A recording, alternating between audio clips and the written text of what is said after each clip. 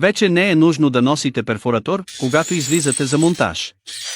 Всичко, от което се нуждаете, е волфрамово-карбидна бързосвредло с 4 остриета, съчетано с електрическа бормашина.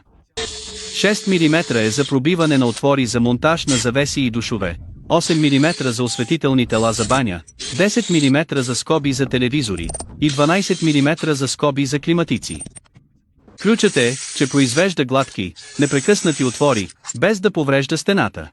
Това е волфрамово-карбидното бързосвредло с 4 остриета. Характеристиките му включват удебелена волфрамово-карбидна сплав и нецентриран, ъглов дизайн на главата. Пробиването е бързо и без усилие, като лесно прониква дори в дебели стоманени плочи. Може да проникне дори в много твърди стоманени плочи. Острието от сплав не се чупи и не се износва. Може лесно да пробива отвори в нераждаема стомана.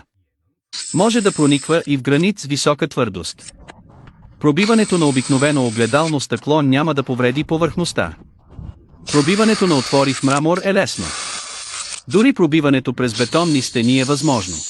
Професионалните монтажници, които често пробиват, трябва да си купят такъв за домашна употреба.